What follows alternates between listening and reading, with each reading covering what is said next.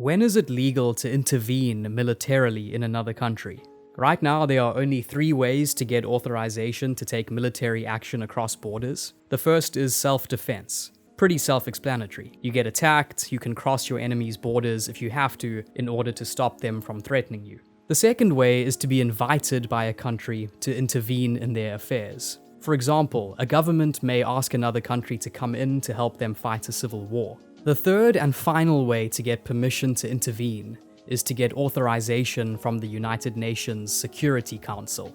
The Security Council is one of the 6 principal organs of the UN. Its official purpose is to maintain international peace and security. But what exactly does it do? To answer that, we have to look at the creation of the UN itself. The UN was founded after World War II to replace an older organization called the League of Nations. The reason for creating the UN was simple: to prevent another war between the great powers. The Security Council was established to play a key role in this. It's made up of 15 members. 10 of them are elected by the General Assembly, and they serve a 2-year term. The remaining 5 members of the Council are permanent. They are the United Kingdom, France, the United States, China, and Russia, representing the victors of World War II.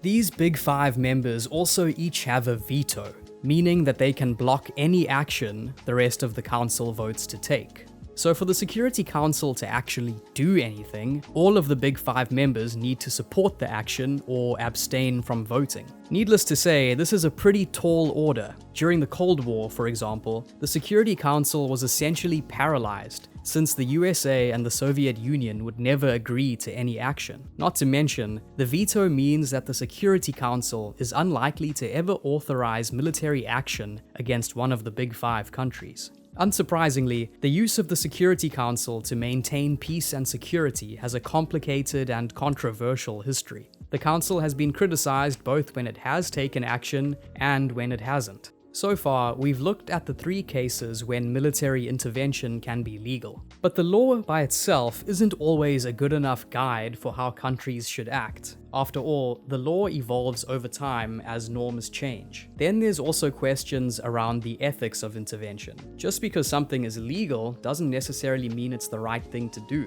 And just because something is illegal doesn't necessarily mean that it's unethical. Some thinkers have argued that a military intervention can only be considered ethical if it is based on a just cause, if the interveners use just tactics, and if the occupation and outcome of the intervention is just as well. Going a little deeper, we can say that for a military intervention to be considered ethical, it must be motivated by the right intentions, it must be approved by the right authority, it should be a matter of last resort, and it must be proportional. But today, all of these criteria are changing. Just cause has expanded to include humanitarian reasons for intervening, like preventing a genocide.